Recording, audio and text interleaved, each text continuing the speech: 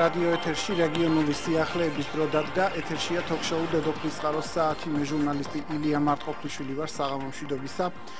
სკოლის დირექტორების არჩევნები დედოფლის წყაროში რატომ აღმოჩნდა სამრეკლოს საჯარო სკოლის სამეურვეო საბჭოსთვის მიუღებელი ერთადერთი სერტიფიცირებული კანდიდატი და როგორ შეივსება ვაკანტური ადგილი. დედოფლის წყაროს 7 საჯარო სკოლაში დირექტორების არჩევნები გაიმართა. სოფელ სამრეკლოს გარდა 6 სკოლაში ახალი დირექტორი აირჩიეს. სამრეკლოს საჯარო სკოლის სამეურვეო საბჭომ განათლების სამინისტროს მიერ წარდგენილ კანდიდატს ნანული ჭიღიტაშვილს მხარი არ დაუჭირა, რის გამოც სკოლამ დირექტორი ვერ აირჩია. დანარჩენ სკოლებში კი არჩეული დირექტორების ვინაობა ასეთია. დედოფლის წყაროს პირველი სკოლა ეთეროთარაშვილი 13 მომხრე, დედოფლის წყაროს მეორე საჯარო სკოლა ლალი იაკობიშვილი ჩერქეზიშვილი 6 მომხრე, გამარჯვების საჯარო სკოლა ნინო სულიაშვილი არაბული 8 მომხრე, სოფელ ხორნაბუჯის საჯარო სკოლა ნელი აფციაური 7 მომხრე, არხილოსკალოს საჯარო სკოლა მაია სიმონიძე 7 მომხრე, არბოშიკის საჯარო სკოლა მანანა ჭიღიტაშვილი 6 მომხრე, 1 წინააღმდეგი, სამრეკლოს სკოლა ნანული ჭიღიტაშვილი 2 მომხრე, 5 წინააღმდეგი. ყველა მხარის პოზიცია ნახეთ ჩვენს რეპორტაჟში. 1 დეკემბერს სოფელ სამრეკლოს გარდა დედოფლის წყაროს 6 სკოლაში ახალი დირექტორი აირჩიეს. სოფელ სამრეკლოს საჯარო სკოლის სამეურვეო საბჭომ განათლების სამინისტროს მიერ წარდგენილ ერთადერთ კანდიდატს ნანული ჭიღიტაშვილს მხარი არ დაუჭირა, რის შედეგადაც სკოლამ დირექტორი ვერ აირჩია. როგორც სკოლის სამეურვეო საბჭოს თავმჯდომარე ფიზიკის პედაგოგმა ნინო ოზაშვილმა განაცხადა, ფარულ კენჭისყრაში კანდიდატმა 2 ხმა მოაგროვა, 5 კი მისი წინააღმდეგი იყო. 10-ზე დანიშნული იყო ქალბატონი ნანულის პრეზენტაცია, მობრძანდა ქალბატონი თავის დროზე, გააკეთა თავისი წარმოაჩინა დამსწრე საზოგადოებას თავისი პროგრამა, ყველა მოისმინა, ამ პრეზენტაციას ესწრებოდნენ როგორც მასწავლებლები, ისე გარეშე პირიც ესწრებოდა, ვისაც სურვილი ჰქონდა და ეს დაფიქსირებულია კიდეც ოლქში, ვინც ესწრებოდნენ. ამ პრეზენტაციის შემდეგ დაისვა, რომ თუ კითხვები ჰქონდათ რომელიმე წევრს დაესვათ, არავითარი კითხვები იქ არ დასმულა, დამატებითი კითხვები და ამიტომ გამართეთ პირდაპირ კენჭისყრა. უყაროთ ამის ერთი კანდიდატურა იყო და ერთი უნდა გვეყარა კენჭი. და მათი გადასაწყვეტი იყო, რა თქმა უნდა, თვითეულის, არავით არ ზეწოლოს და არავითარი მას ადგილი არავისი არ ქონია. ყველამ თავისი ხმა დააფიქსირა. ხმები როგორ გადანაწილდა? 5-2-ზე, 2 ხმით 2 ხმა მიიღო, კი. ეს ყველას ინდივიდუალური გადასაწყვეტი იყო, რას დააფიქსირებდნენ. თქვენ პირადად დაუჭირეთ მხარი? კი, ჩემი ხმა დაფიქსირდა, მე მას ვაღიარებ. თუმცა ფარული კენჭისყრა იყო ყველასათვის. რაც ეს თუ კონფიდენციალურია, ჩვენი გადასაწყვეტი ფარული კენჭისყრა არის, ფარული უნდა იყოს, მაგრამ მე პირადად დავაფიქსირე დადებითად. ანუ აი საინტერესოა სკოლამ რატო არ გამოუჩინა მხარდაჭერა, თქვათ, რას შეიძლება უკავშირდებოდეს? არ ვიცი. ამას ვერ გეტყვით ჩვენ, აბა რა ვიცით. იმ სხვა მშობლების თუ რა ვიცი წევრების მიერ რატომ არ იქნა დაფიქსირებული დადებითად ვერ გეტყვით, არ ვიცით. შევადგინეთ და ჩავწერეთ, რომ ესე იგი ვერ აირჩია სამრეკლოს საჯარო სკოლაში პედაგოგი. გავაგზავნოთ, ხო, დირექტორი უკაცრავად. და გავაგზავნეთ ეს ოქმი და ახლა შემდგომი ეტაპები რა იქნება და როგორ იქნება ჩვენ არ ვიცით. ეს საინტერესოა. რა ველოდებით როგორ განვითარდება მოვლენები. მოქმედი დირექტორი მარია ნასრაშვილი ამბობს, რომ ამ საკითხზე კომენტარის გაკეთება არ სურს, რადგან არაფერში ჩარეულა და ამ თემაზე მისი შეფასებების დაფიქსირებას უადგილოდ მიიჩნევს. განსხვავებულ ვერსიებზე საუბრობენ კულუარებში, ამბობენ, რომ სამეურვეო საბჭო მოქმედი დირექტორის გუნდად მოიაზრება და ბუნებრივიცაა, რომ მის შენარჩუნებას ეცდებოდნენ და ახალ კანდიდატს მხარს არ დაუჭერდნენ. მით უმეტეს, რომ შემოთავაზებული კანდიდატურა ამ სკოლისათვის უცხო იყო და ეს მათში დაბნეულობას იწვევდა. აი საბჭოს გამოვიდა ველი განმარტება. საბჭოს წევრები შემიძლია შეკავონ. ხო. თორემ მე აბსოლუტურად არ ვარ მაგ საკითხში კომპეტენტური, არაფერში არ ჩავეულვარ, ხო, არ მეხებოდა ეს საკითხი და ამდენად ანუ სადაც ჩატარდა და ვინც ნახა და ვინც დაინახა, მათგან უნდა მიიღოთ ეს ინფორმაცია. ნამდვილად თავს არ ვარიდებ და უბრალოდ არ ვარ კომპეტენტური, არ ვიცი არაფერი მაგ საკითხის და საერთო გადაწყვეტილება როგორ განხორციელდა და რანაირად იყო, მართლა არ ვიცი და რა. თეთერში ხართ? ბატონო ილია. გამარჯობა. თქვენ ობიექტივში სიმართლე უნდა ილაპარაკოთ და თქვენ სიმართლეს არ ლაპარაკობთ. იმის გამო რომ ვარბოშიკის სკოლის დირექტორის არჩევა ეს იყო დანაშაულებრივი გზით არის მოსული. ეს ქალბატონი. რას გულისხმობთ რომ დააკონტროლოს? ვატელსადია 16 ატესტატია წყარბი გაცემული. და ამ თქმელი და ამის ისა არავინ არ არის გენაცვალე. მტკიცებულება არსებობს? და მეორე საშუალო სკოლიდან გამოპირიშებულია თამის აღებისათვის. აი ამის გამო არ აირჩიეს ჯაფარიძელებმა ვენაცვალე მაგათი. არბოშიკის სკოლა რა რატომ არ სიმართლეს, რატომ არ ეთქვით ხალხს? რა ხდება არბოშიკის სკოლაში, რა ხდება არბოშიკში? არბოშიკი და სამრეკლო სკოლა განსხვავდება, ეს ქალბატონები დები არიან, ხო ერთმანეთს? ვიცი, ძალიან კარგად ვიცი, მაგრამ ორივე დამნაშავეები არიან. დაინტერესებული ხარ 16 ატესტატი გაცემულია, ვისია გაცემული. მაგის ნათქვამია რომ მე ღარიბაშვილის ფანი ვარ, ღარიბაშვილი მიცავს მეო და იმის გამო რასაც მინდა იმას გავაკეთე ფეხებზე მკიდიაო. ბირჟაზე არბოშიკის ბირჟაზე აი სა გაცხადებული ქვეყნის მოწმეები არიან. რომელზე საუბრობთ? ეს აირჩიეს. რატო აირჩიეს სამეურნეო საბჭო ვიცით? დიახ. იმიტომ რომ სამეურნეო საბჭოს თავმჯდომარე არის საქართველოს ბანკის მართლ დედოფლის კაროში. მისი ცოლი არის ბუღალტერი არბოშიკის საშუალო სკოლაში და ანგარიშორება ხდება საქართველოს ბანკში ამ სკოლისა. დიახ. ხედავთ რა ხდება? გასაგებია. კომერციის არის, შეკრული არის, სწრაფი არის, შეკრული ფულის გაკეთებისა. ერთხელ მაინც დაინტერესებულ ხართ ბატონო ილია. ჩვენ დავინტერესებულ ვართ, მაგრამ ამ ყველაფერს მტკიცებულება ჭირდება, ესე მტკიცებულება თქვენმა შეაბრუნოთ, მე ჟურნალისტი ხარ, ჟურნალისტური გამოცდილება ხო შეიძლება ჩაატაროთ. კი ბატონო, დიდი მადლობა ზარისთვის. დედოფლის წყაროს საგანმანათლებლო რესურს ცენტრის უფროსის მოვალეობის შემსრულებელი თია ლეკაშვილი იმ პროცედურებს განმარტავს, რაც დირექტორის არ ან ვერ არჩევის შემთხვევაში უნდა ამოქმედდეს. ლეკაშვილი ამბობს, რომ მიუხედავად შედეგისა, მინისტრს უფლება აქვს სერტიფიცირებული კანდიდატი დირექტორად დანიშნოს. 5 იყო წინააღმდეგი, აქედან გამომდინარე 7 სკოლიდან მხოლოდ ერთი სკოლა, სამრეკლოს საჯარო სკოლა, სადაც კანდიდატის არჩევა ვერ მოხერხდა და გაგრძელება, ანუ რაც შეეხება შემდეგ პროცედურებს, სამინისტრო მიიღებს გადაწყვეტილებას, ვინც შეუძლია დისკრეციული უფლებამოსილებით დანიშნოს წარდგენილი კანდიდატი. სამეურვეო საბჭოს გადაწყვეტილება გაუგებარია დირექტორობის კანდიდატისათვისაც. ნანა ჭიყიტაშვილი ამბობს, რომ ასეთი შედეგი მოულოდნელი იყო. დამატებითი შეფასებების გაკეთებას ჭიყიტაშვილი მოგვიანებით გეგმავს. ნანული ჭიყიტაშვილი 2012 წლამდე ქალაქ დედოფლის წყაროს ნომერ 2 საჯარო სკოლის დირექტორი გახლდა. დიდი სურვილი მქონდა, რადგან ცენტრ სკოლებში სამივე სკოლაში სკოლა თბება ცენტრალური გათბობით. სურვილი მქონდა, რომ სკოლას ასევე ქონოდა ცენტრალური გათბობა და ჩასტარებოდა მეორე ეტაპი. ჩემი პრეზენტაციის შემდეგ, რომელაც ალბათ 15-20 წუთი გასტანა, კითხვები ხო არა ქონდათ. სამეურვეო საბჭოს წევრებიც და პედაგოგებიც შემომყურებდნენ ემილიანის სახელებით, მის მინეს ძალიან ყურადღებით, მაგრამ კითხვები არ აღმოჩნდა. ამის შემდეგ მე მათ დავემშვიდობე, წარმატებები უსურვე და დავტოვე სკოლის ტერიტორია. სკოლიდან ვიყავი სულ რაღაც 5-6 წუთის გამოსული, რომ ზარი წამომეწია ქალბატონო ნანა თქვენ 7 სამეურვეო წევრიდან, სამეურვეო საბჭოს წევრიდან, მხოლოდ 2-მა მოგცა ხმა, რაც ჩემთვის ძალიან მოულოდნელი იყო. იქამდე სამეურვეო საბჭოს თავმჯდომარემ შემომთავაზა, რომ იქნებ ხუთშაბათს ამ პარასკევს ჩატარებულიყო პრეზენტაცია, რადგან პედაგოგები ძალიან იყვნენ დაინტერესებული. მეგონა, რომ ზოგადად დამოუკიდებლობდნენ. ჩემს გაუგებარი მიზეზების გამო ავიღე ის ხმები, რამაც არ მომცა საშუალება, არჩეული ყოფილიყავი საჯარო სკოლის დირექტორად. სკოლა უნდა იყოს აპოლიტიკური.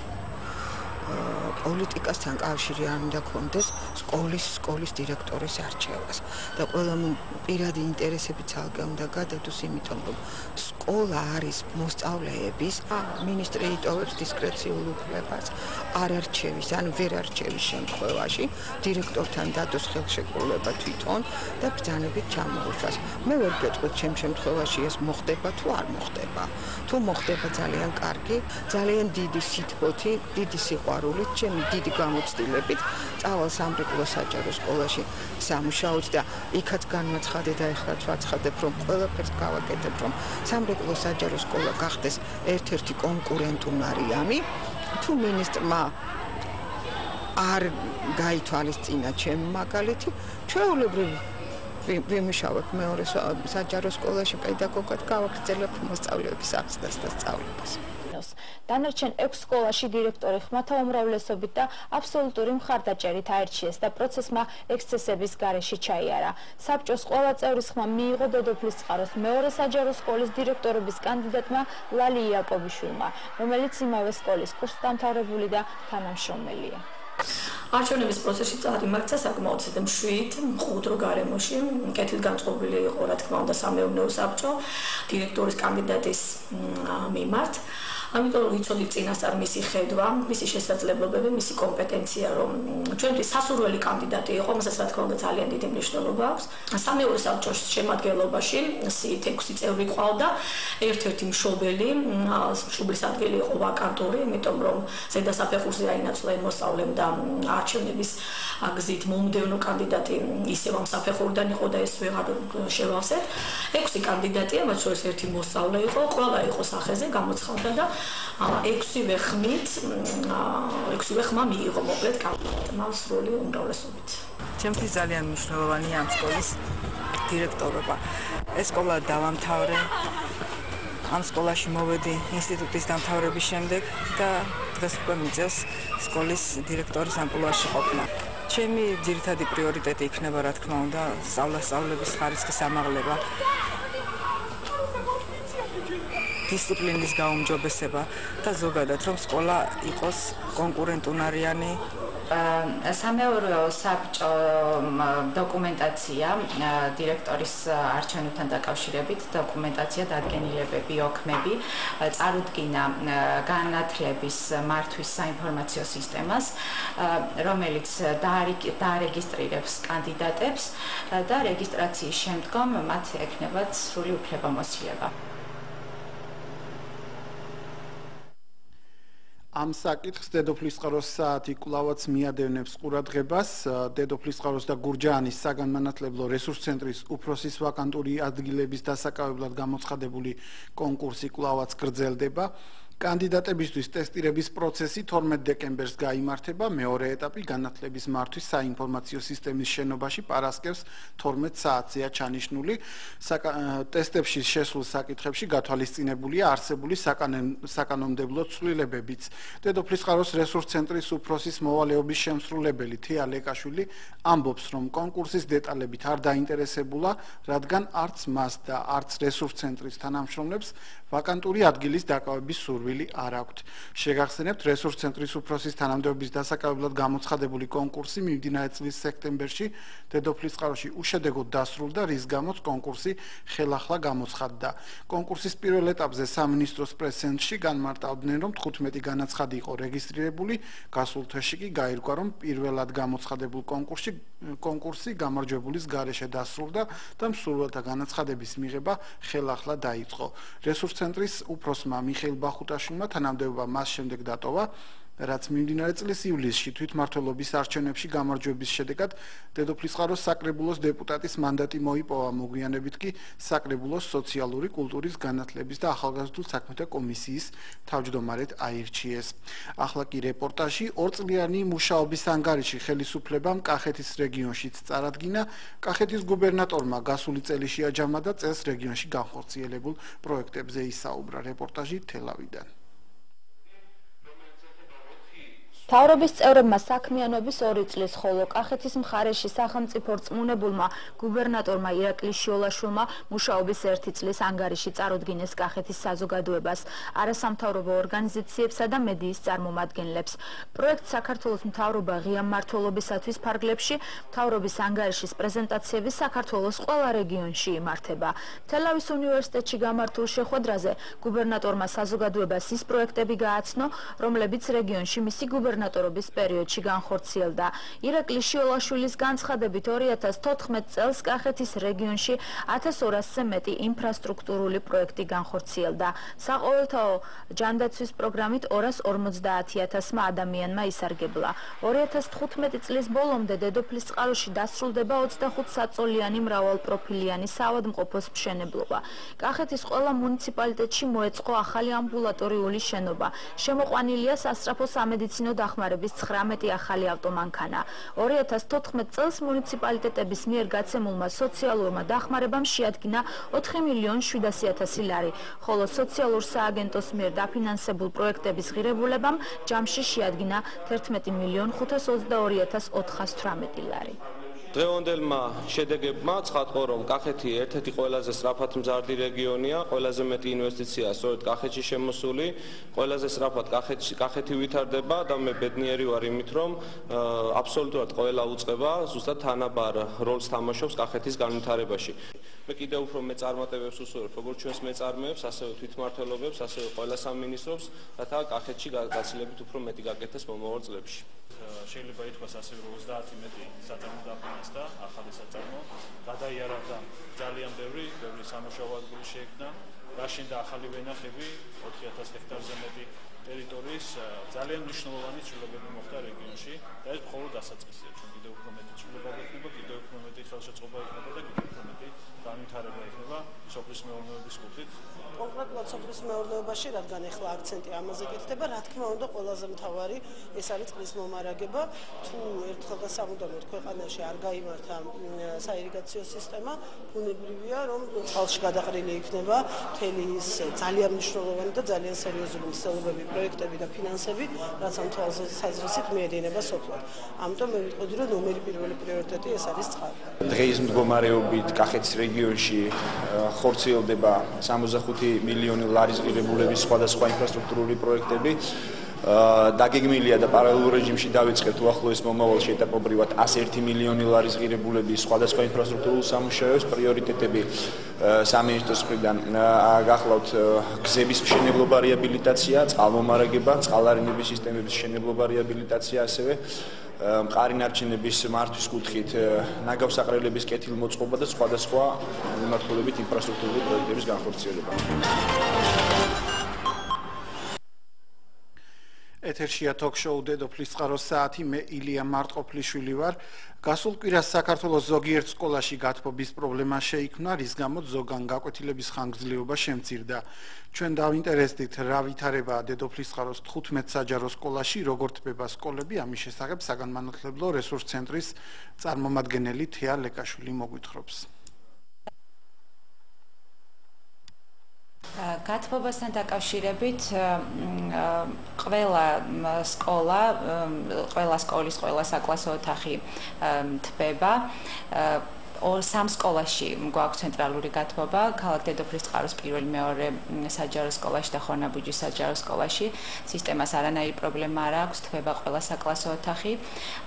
ყველა სკოლა მომარაგებულია საშეშე მერქნული რესურსით და შესაბამისად ქალაქ დედოფლისწყაროს რესურს ცენტრის სამოქმედო ტერიტორიაზე არსის საჯარო სკოლას არ აქვს გათბობის პრობლემა, საბედნიერად. სოფლის რწმუნებულებს ხელფასები შეუმცირდათ, გადაწყვეტილებას დედოფლისწყაროს საკრებულომ მხარი რიგგარეშე სხდომაზე დაუჭირა, ამას გარდა შტატები დედოფლისწყაროშიც იზრდება. ადგილობრივი თვითმმართველობის კოდექსში შევიდა ცვლილება, რომელიც პარლამენტმა უკვე დაამტკიცა. ხშირ შემთხვევაში რაიონების გამგეობებს იმ ადგილებში, სადაც მუნიციპალიტეტების სოფლებს დაშორებულია, არ ყოფნით ადამიანური რესურსი იმისთვის, რომ კონკრეტული პრობლემა გადაწყვიტონ. პარლამენტში მიიჩნევენ, რომ საქართველოში არსებული ყველა მუნიციპალიტეტი ამ ცვლილებას იწონებს. ვნახოთ ჩანაწერი.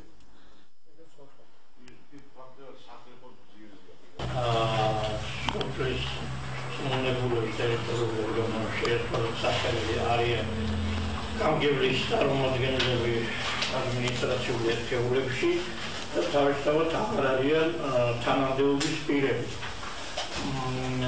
რის გამოც რანგირებაში მოხდა ცვლილება და თავისთავად გამოიწვია ამ ცვლილებამ ის რომ ხელფასშიც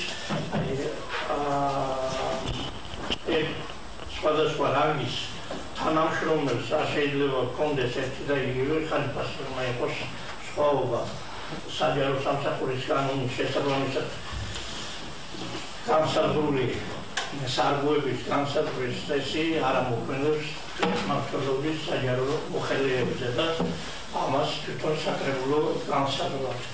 ამიტომ ჩვენ წინადადებით შემოვდივართ ვითვალისწინებთ რა წარმომადგენლების ფუნქციებს მის მნიშვნელობაზე და თანაც კანონთან შესაბამისობასთან დავშერებით რომ ეკნობამდე ჰქონდა სამსახურის უფროსის ხელფასი განსაზღვრული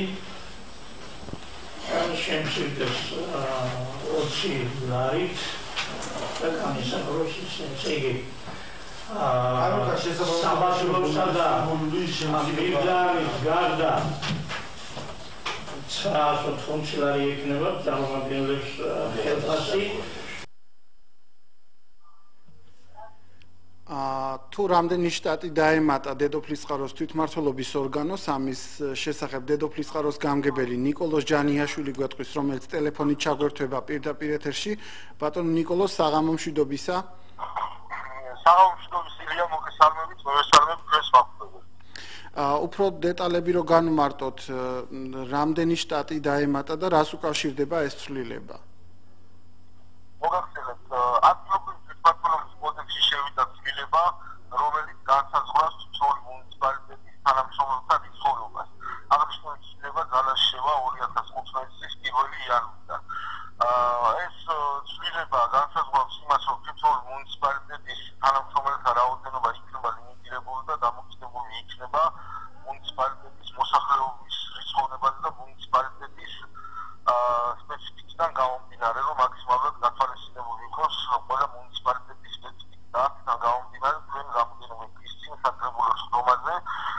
კანონთან შესაბამისობაში მოიყვანეთ ჩვენი შტატების ოდენობა და 2015 წლის 1 იანვრიდან ამ შტატების ოდენობით შეუძლებით მუშაობას. როგორც ვიცი, მიღებულია გადაწყვეტილება პრემიების გაცემის წესთან დაკავშირებით, სადაც ნათქვამია, რომ პრემიები შესაძლებელია გაიცეს ყოველ კვარტალურად და წელიწადში არაუმეტეს 3-ჯერ. უფრო მარტივ ენაზე რომ ვთქვათ, გაჩნდა მოსაზრება, რომ წელიწადში 7-ჯერაც აიღებენ თვითმმართველობის ორგანოს თანამშრომლები. საინტერესოა რა განმარტება გაქვთ თქვენ ამაზე? ჩვენ უბრალოდ საკრებულოში მოვახდინეთ კანონმდებლობის ახალ რეგულაციებთან ჩვენი კანონმდებლობის მოყვანა და მივიღეთ პრემიების გაცემის წესი. აღნიშნული წესი ითვალისწინებს, რომ პრემია მაქსიმუმ შეიძლება გაიცეს კვარტალში ერთხელ და ანუ წელიწადში შეიძლება გაიცეს 4-ჯერ და საუბარია იმაზე, რომ სადღესასწაულო დღეებთან დაკავშირებით წელიწადში ასევე შეიძლება გაიცეს 3-ჯერ. ანუ მაქსიმუმ შესაძლოა პრემია 7-ჯერ გაიცეს, მაგრამ ეს იმას არ ნიშნავს, რომ პრემია 7-ჯერ გაიცემა. ჩვენ 2015 წლის დედოფლის წყაროს მუნიციპალიტეტის ბიუჯეტში, რომელიც უახლოეს დღეებში საბოლოოდ უკვე დამტკიცდება, ვფიქრობ საკრებულოზე, პრემიების რაოდენობა განსაზღვრული გვაქვს მაქსიმუმ 2. ანუ მომავალ წელს გაიცება სავარაუდოდ 2-ჯერ. დიახ, 2-ზე მეტი არ იქნება. ეს იმას ნიშნავს, წელსაც ეს პრემია გადაფხულზე გაცემული და სავარაუდოდ ის ბოლომდე შესაძლოა რომ ერთი პრემია გაიცეს, ანუ 2014 წლის მანძილზე 2 პრემიაზეა საუბარი და ასევე საუბარია 2015 წლის მანძილზე 2 პრემიაზე. უბრალოდ ეს გადაწყვეტილება, რომელიც საკრებულოზე იქნა მიღებული, ეს იყო საქართველოს ახალი მთავრობის დადგენილების მიხედვით კანონმდებლობასთან მოიყვანეთ შესაბამისობაში ჩვენი მუნიციპალიტეტის პრემიის გაცემის წესი. დიდი მადლობა და რა კი ჩვენი სტუმარი ხართ ბიუჯეტთან დაკავშირებით მინდა გკითხოთ საჯარო განხილვა როდის იგეგმება რა ეტაპზეა მომავალ წლის ბიუჯეტი საჯარო განხილვას წარმოადგენს მუნიციპალიტეტის საკრებულო, რომელიც ზუსტად დღის დაზუსტება არ შემიძლია, მაგრამ ალბათ უახლოესი მომდევნო 2 კვირის განმავლობაში მოხდება.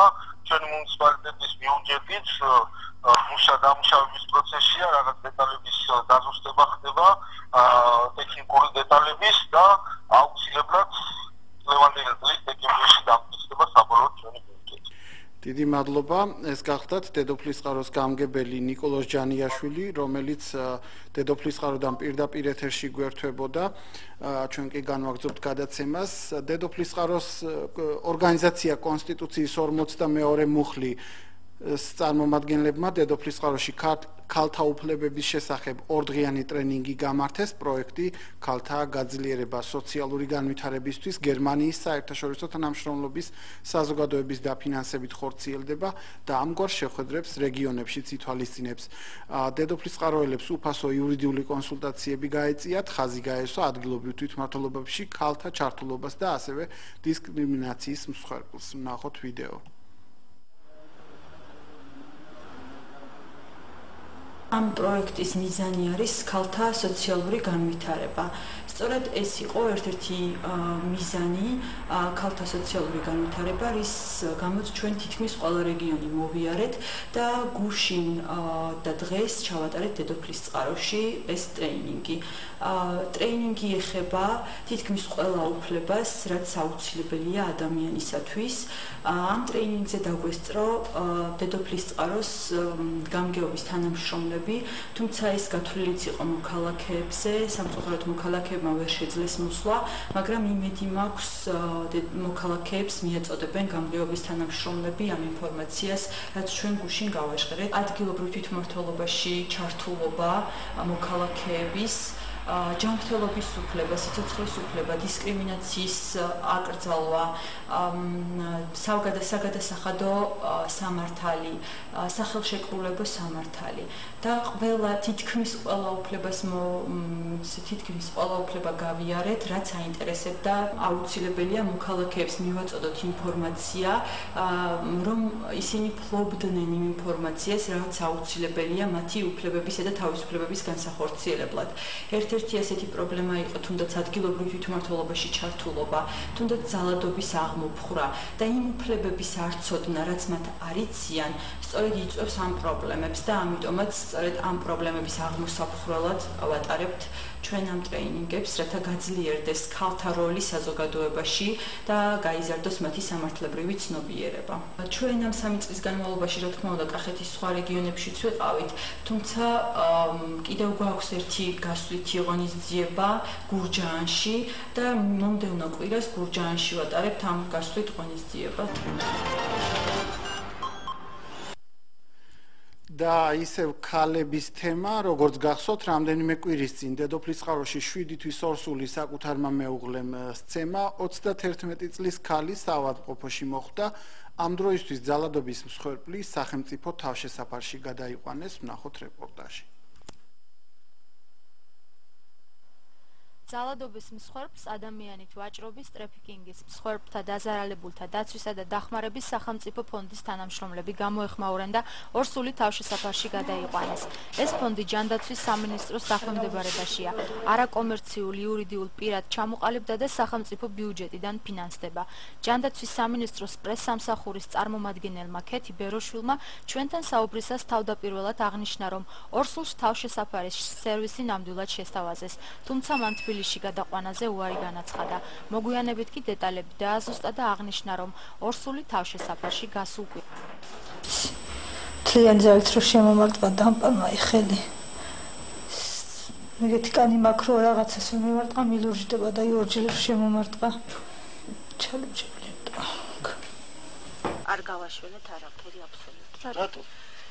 იმიტომ რომ მაგი როგორ გითხრათ, რომ გაგვეშველებინა უფრო უარესქვეში ჩვენში, იმიტომ რომ ეს შემეშინდა აგრესია ჩემსკენ რო არ წამოსულიყო. და ძალიან აგრესიული იყო, ძალიან. ხო და მე ვთხარ მეთქი გაჩერდი მეთქი და თვითონ გარკვიან მეთქი თავისი საქმე მეთქი. ოჯახური საქმეა მეთქი არ ჩავენ. მეზობლები იყვნენ ქართველები და იქ დავრჩით იმ ღამე სტუმრად და ჯერ მითხრა რომ დავრჩით და კაი მეთქი დავრჩით და მე იქ ის ხალხიც დაუკითხიათ ცოლ-ქმარი ქართველები და იმ საღამო დალიეს ღვინო და უკვე თენდებოდა 5 იყო და წყობილი და წამო იქ დავრჩით და მე ვთქვა კრავატები არ გადაგვეყდანია და რომ გადმწამოვიდეთ ერთ სამნი ვართ როგორ მოვთავდეთ მით მაგაზე ამყვა დავყვა რა გიჟივით წამოხდა და ცემოდა მიწყო იმათ თვალწი კი იმათ კიდე რა ვიარც ხელი დაუტოკებიათ რა ის როგორ შეეშინათ არ ვიცი კითხვაზე რავადით შეუძლია მსხვერპლს თავშესაფარით სარგებლობა და აქვს თუ არა უფლება საკუთარი სურვილის მიხედვით დატოვოს ან სოფელში დაბრუნდეს, სამინისტროში განმარტავენ, რომ ორსულის უფლებები მაქსიმალურად დაცულია. ქალს ვერავინ შეზღუდავს და აბსოლუტურად მის სურვილზეა დამოკიდებული, რა დროს გაატარებს თავშესაფარში. თავშესაფარი რამდენად უზრუნველყოფს მშობიარობის დაფინანსებას და ახალშობილისათვის საჭირო პირობების შექმნას, ამის შესახებ ჯანდაცვის სამინისტროში ამბობენ, რომ ყველა ხარჯს სახელმწიფო დაფარავს. თავშესაფარში გადაყვანამდე მეუღლის მიერ ნაცემი ორსული დედოფლის წყაროს გამგებელმა ნიკოლოზ ჯანიაშვილმა მოინახულა და დახმარებას დაპირდა.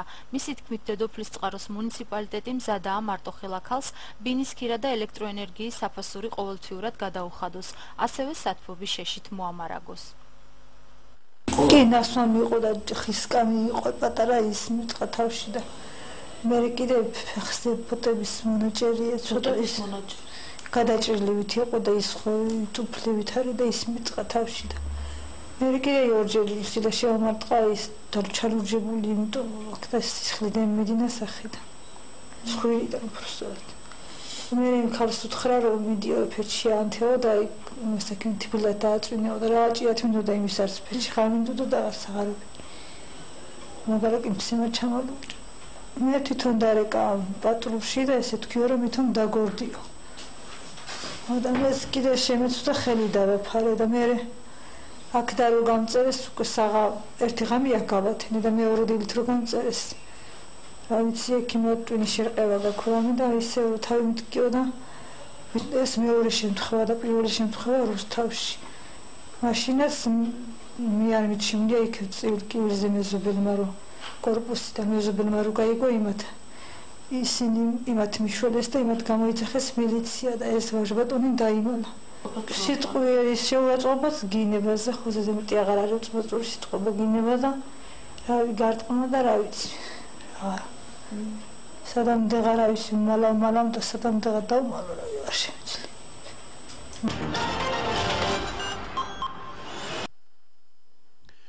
გასულ კვირას დედოფლის წყაროს ქორეოგრაფიული ანსამბლ იმედის შესახებ ვიუწყებოდით, სადაც ვამბობდით, რომ ანსამბლის ქორეოგრაფი გაურკვეველი მიზეზებით რაიონიდან გაუჩინარდა. ამ რეპორტაჟს ძალიან დიდი ინტერესი მოყვა, ამიტომ განმეორებით კიდევ ერთხელ გთავაზობთ. დედოფლის წყაროს ქორეოგრაფიულ ანსამბლ იმედის ხელმძღვანელი გაუჩინარების მიზეზებზე აჟიოტაჟი ამ დრომდე არ ცხრება.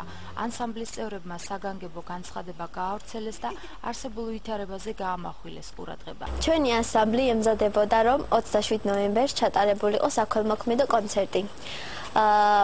და ბილეთები და შემოსული თანხა უნდა გადარიცხულიყო 8 აგვისტოს დაღუპულ ომის გმირებისთვის, იმ ადამიანებისთვის, ვინც ჩვენი სამშობლოსთვის გაწირა თავი და დედოფლის წყაროს მასშტაბიდან სულ არის 3 წასული ჩვენ ომში და გვინდოდა რომ მათი ოჯახებისთვის გადაგვერიცხა ეს თანხა. ჩვენი ანსამბლი აი ძალიან დიდი სურვილით აკეთებდა ამ ყველაფერს, მართლა დიდი შრომა ჩავდეთ ამ ყველაფრის გაკეთებაში და თვითონ მოცეკვავის სურვილი იყო რომ ეს ღონისძიება გამოსულიყო, მაგრამ ვერ შევძელით ამის გაკეთება, რაც ჩვენთვის წარმოუდგენელია ეხლაც კი. მიზეზები უცნობია, რატო ჩაიშალა? მიზეზი ის არის, რომ რაღაც მიზეზის გამო მასწავლებელს მოუხდა რაიონის დატოვება, მაგრამ იმედი გვაქვს, რომ აუცილებლად ჩამოვა. ამჟამად რეპეტიციები გვიტარდება, ამ კერძოდ ხვიჩა მასწავლებლის დამხმარე ატარებს რეპეტიციებს და ჩვენც ვეხმარებით, რომ ჩატარდეს კარგად რეპეტიციები. Ну, შეწყვეტილი არა. შეწყვეტილი არა, რა თქმა უნდა, ხვიჩა მასწავლებლის თითოეული მოცეკვავე ელოდება ჩვენს ველოდებით და იმედი გვაქვს რომ ჩამოვა და რა ვიცი, ყოველდღე ვცდილობთ რომ დავუკავშირდეთ. მაგრამ სამწუხაროდ მიზების გამო ხან ტელეფონი გათიშული აქვს, ან ვერ იღებს და ვერ ახერხებს რომ ჩვენ პასუხი გაგვცეს.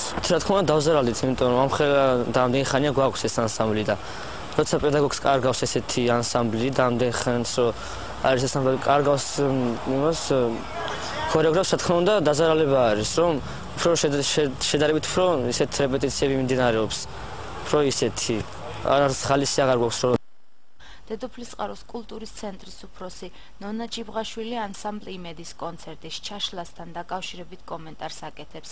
მისი განმარტებით ანსამბლს მათი მხრიდან არანაირი ხელშეშლა არ აქვს და კულტურის სახლის დარბაზი ნებისმიერ დროს დაეთმობა. ჩვენთან აბსოლუტურად ნორმალურ ურთიერთობაშია და ეხანდელი ბოლო კონცერტით, ყველა კონცერტი, რომელიც მათ დაგეგმეს, სრული მომსახურებით მოვემსახურეთ ჩვენგან რაც იყო დამოკიდებული და ახლაც აი ეს საბოლოო კონცერტი, რომელიც დაგეგმეს მათ საქველმოქმედო და უნდა ჩატარებულიყო დღევანდელ დღეს, ჩვენ სრულად შევთანხმდით ანსამბლის წარმომადგენელი მოვიდა ჩვენთან, არ მოსულა ანსამბლის ხელმძღვანელი ბატონი ხუჭა, მოვიდა თამუნას ისაური, რომელთანაც შევთანხმდით ჩატარების დღეზე, ამ ჩატარების რეპერტუარზე დაუგეგმეთ 2 რეპეტიცია წინა დღეებში და აბსოლუტურად ყველაფერი კიდევ შემდგომ ამ პირველი შეთანხმების შემდეგ კიდევ მოვიდა და გავიარეთ ჩვენსთან აქ იკერებოდა მათთვის ფორმები, რომლებიც ამ ზეიმზე უნდა, ამ ღონისძიებაზე უნდა მათ ჩაეცვათ და აბსოლუტურად სრული თანადგომა ქონდა მთელი ჩემი კოლექტივის, მხოლოდ ჩემი კი არა, მთელი ჩემი კოლექტივის და არც ერთ ადამიანს არანაირი წინააღმდეგობა არ შეუქმნია ერთი წუთით. რამდენიმე დღის წინ ვიგებ, მირეკავენ და მეუბნებიან, რომ ანსამბლის ხელმძღვანელს აქვს რაღაც პრობლემები, რომლის გამოც მან რაიონი დატოვა. ამის შესახებ ჩვენ არავის არ გაუფრთხილებიოთ, ხვიჩა არ მპასუხობდა ტელეფონს და ის არასოდეს არ პასუხობს ტელეფონს და არასოდეს არ გვიკონტაქტებოდა სხვა შემთხვევაშიც. თამუნამ ასეთი პასუხი გამცა, რომ ამ ეტაპზე ღონისძიება გადაიდო, ხვიჩას აქვს მისი პირადი პრობლემები და ამის გამო ღონისძიება არ ტარდება. ანსამბლი პირველი საჯარო სკოლის დარბაზით სარგებლობს. ერთ-ერთ მიზეზად ისიც დასახელდა, რომ შესაძლოა მომავალი წლიდან ანსამბლი იმედი დარბაზის გარეშე დარჩენილიყო, რადგან იანვარში სკოლასთან გაფორმებული ხელშეკრულების ვადა იწურება. დაურეკ ეთერი ვერც გამისაუბრა დაკავებული იყო და დავკავშირდი თქვენ და თვითონ გაქცევთ პასუხს. მე ნამდვილად არ მაქვს ინფორმაცია იანვრიდან რა მოხდა. ანუ მე როგორც ვიცი, ვადაგასის ხელშეკრულებას ვერც ხაზე რა იქნება უშევი იანვრიდან და თუ ის არის დირექტორს დავკავშირდი.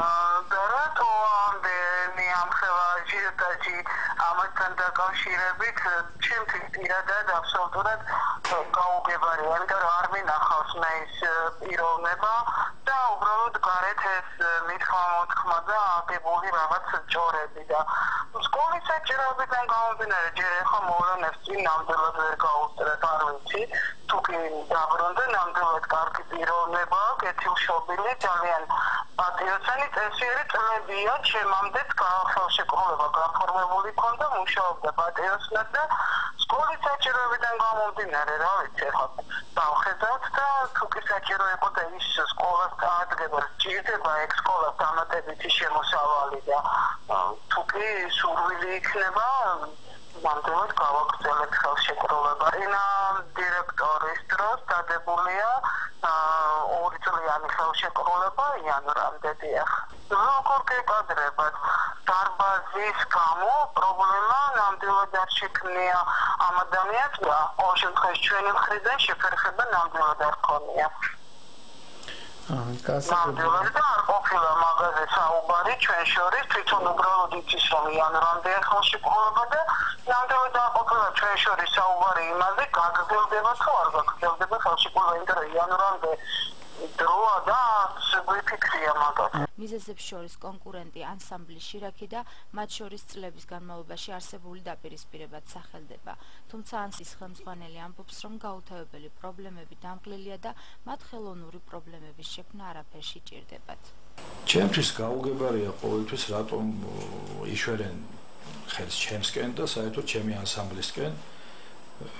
ჩვენ კი გვინდა სურვილი ქონდა სკოლაში შესulis, იმიტომ რომ ძალიან ცუდი პირობები გვაქვს ჩვენ დარბაზში და ის მშობლებიც აქაურები არიან ამ რაიონის მკვიდრნი არიან და მომთხოვეს რომ იქნება თხოვოთ დირექტორს და ჩვენც შევიდეთ სკოლაში.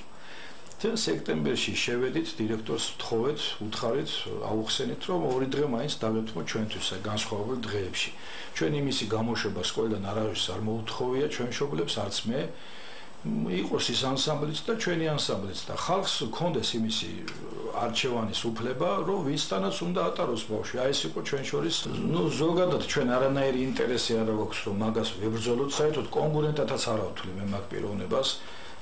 Ის თავისი ანსამბლი აქვს იმას მუშაობს, ჩვენი ანსამბლი აქვს, რა ვიცი, წლები მუშაობდი, 90 წლიდან ამ რაიონში ვარ და სხვა ქორეოგრაფთანაც მომეწია მუშაობა.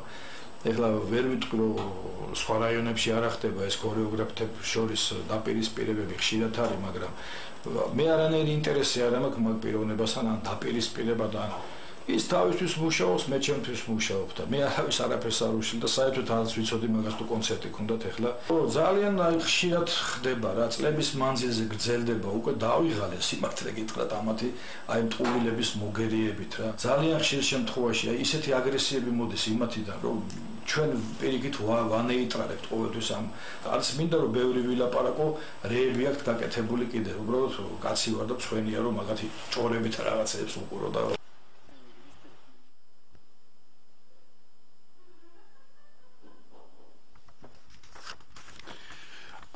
და ანსამბლ იმედის ქორეოგრაფი ხვიჩა ზუბიაშვილი გასულ კვირას დედოფლისწყაროში გამოჩნდა, ცნობილია რომ ის არც ანსამბლის წევრებს არ პასუხობდა ტელეფონზე, ის თავის ბავშვებს უკვე შეხვდა, განმარტებები მისცა და სავარაუდოდ მომავალი კვირიდან ის რეპეტიციებს თავად წარუძღვება, თუმცა ჯერჯერობით მას მიზეზებზე არ უსაუბრია, ჩვენ მაინც შევეცდებით განმარტება მოვისმინოთ მისი მხრიდან.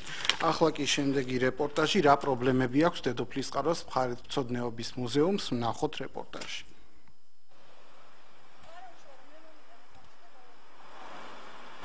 დედოფლისწყაროს მუზეუმი თითქმის 40 წელიწადია ფუნქციონირებს. დღევანდელი მხარეთმცოდნეობის მუზეუმს აქვს ძალიან ბევრი გასაჭირი. გვიჭირს ფონდების საცავები, გვიჭირს ექსპონატების შენახვა, არ არის წყალი, არ არის გაზი, ვენტილაციის საშუალება. ამიტომ ძალიან რთულ პირობებში გვიწევს მუშაობა. მიზერული ხელფასი აქვთ თანამშრომლებს, მაგრამ ისინი მაინც ერთგულად ბეჭითად ემსახურებიან ამ ქვეყნის მომავალს. ჩვენი ექსპონატები მოიცავს მთლიანად ჩვენი რაიონის ისტორიას, დაწყებული ჩვენს წელთა აღრიცხვიდან. მოიცავს ყველა პერიოდს და ყველა პერიოდის ექსპონატები გაგვაჩნია, როგორც არქეოლოგიური, ისე ეთნოგრაფიული. არის კონფერენციები აღმზრდელობითიც, არის სამეცნიეროც, არის შემეცნებითიც. ვიზიტორთა რაოდენობა საკმაოდ არიან ადგილობრივი მაცხოვრებლები, შემოდიან ხშირად ტურისტებიც. აი მაგალითად წინა კვირას ჩეხური ჯგუფი იყო შემოსული, რომელმაც ძალიან ბევრი სამუშაო ჩაატარა ჩვენს მუზეუმში. ხშირია. ეს სამეცნიერო სამუშაოები თუ უბრალოდ არქეოლოგიასთან დაკავშირებით თემებს აკეთებდნენ და მათ ძალიან კარგად დაეხმარათ ჩვენი მუზეუმის ექსპონატები.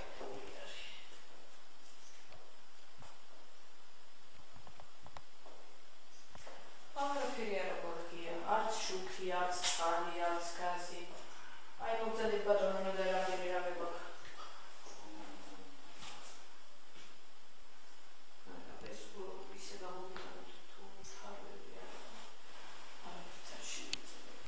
მუზეუმის კარები აქამდე დაკეტილი იყო, რომ ასე ვთქვათ. ახლა მუზეუმის კარი ყველასთვის ღია, მოსწავლისთვისაც, ახალგაზრდისთვისაც, წლოვანი ადამიანებისთვისაც. ჩვენ მზათავართ მათთან ყველანაირ სამუშაო შევასრულოთ. ფასიანია თუ უფასოა შემოსვლა? უფასო. შემოსვლა არის უფასო ჯერჯერობით. ექსპონატი გვაქვს 12,000. და ამის პირობები არ არის ხო შენახების პირობები ნამდვილად ძალიან გვიჭირს. და საგამოფენო დარბაზის მდგომარეობაზე რა? საგამოფენო დარბაზის მდგომარეობაც არ არის კარგი, ნესტი არის, ხშირად ჭერიდან წყალი ჩამოდის. მაგრამ დაგვპირდნენ საკრებულო გაგვირემონტებენ ალბათ ამ შემოდგომით. ჩვენ რომ ყველაფერი ეს იყოს ინტერნეტის საშუალებით გავიცნოს მთელმა მსოფლიომ, მაგრამ ამის საშუალება არ აქვს. არ აქვს კომპიუტერი, არ აქვს ინტერნეტის საშუალება. და ჩვენს მთავრობას ძალიან ვთხოვდით თუ ამით დაგვეხმარებიან. ძალიან საკეთილო საქმეს გააკეთებენ. რა თქმა უნდა, ის სიახლეები, რომელიც დღევანდელ კულტურაში არის დანერგილი და სამუზეუმო საქმეში, ის აუცილებლად ყველაფერი განხორციელდება ჩვენს მუზეუმში. მოეწყობა ღია ეთნოგრაფიის კუთხე. ეს დარბაზები სულ მთლიანად შეიცვლება და სულ ახალი მიმართულებით გაკეთდება, როგორც დღევანდელი მდგომარეობა მოითხოვს ის.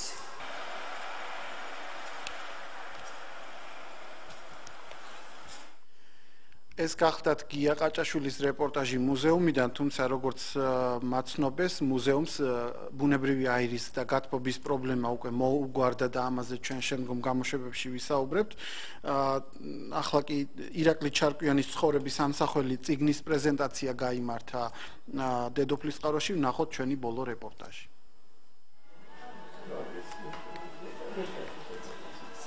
დედოფლისწყაროს ილია ჭავჭავაძის სახელობის წიგნობათა ასოციაციამ გაუმართეთ ამბავი მეფეზე წიგნის პრეზენტაცია, რომელიც ირაკლი ჩარკვიანის შემოქმედებას ეხება.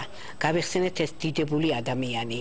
წიგნობათა ასოციაცია სისტემატიურად ვაწყობთ ახალი წიგნების პრეზენტაციას. ეს იყო ერთ-ერთი მორიგი შეხვედრა.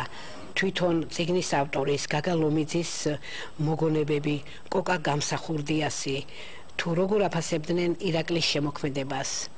მოვისმინეთ ასევე ირაკლის ჩანაწერები და კიდევ ერთხელ პატივი მივაგეთ ამ დიდებული ადამიანის ხსოვნას.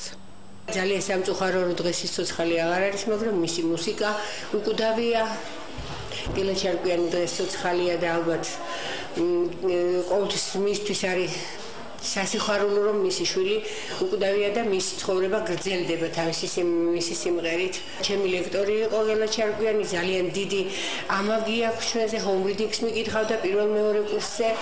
ძალიან კარგი ადამიანი იყო, პირველი ქართული ამერიკანელი იყო ილია ჩარკვიანი და უზომოდ კმაყოფილი ვარ, ძალიან მაღალ დონეზე ჩატარდა.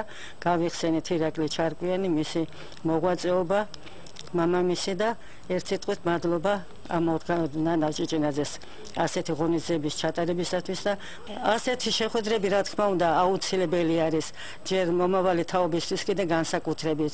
ეს უნარ გასუნთქოს ყველას, რომ სამშობლოს სიყვარულს ძველ ტრადიციებზე აღზრდას მათ და უფრო უკეთესი არის, რომ ძალიან ხშირად ეწყობოდეს ყველა გამოჩენილი ადამიანის შეხვედრა. თუ მის უმეტეს კი თუ ის აღარ არის და ძალიან დიდი ღვაწლი მიუძღვის ჩვენი ქვეყნის კეთილდღეობისათვის. ასეთი იყო დედოფლისწყაროს საათი. დღევანდელ გადაცემას განმეორებით ღამის პირველის ნახევარზე ნახავთ. მე ჟურნალისტი ილია მარტყოფლიშვილი ვარ და ერთმანეთს შევხვდებით სამშაბათს 13 საათს და 30 წუთზე თოქ-შოუში კახეთის საათი, ხოლო დედოფლისწყაროს საათი კვლავაც კვირას 17 საათს და 30 წუთზე დაგიბრუნდებათ. დიდი მადლობა რომ გვიყურებთ და ენდობით ობიექტივს.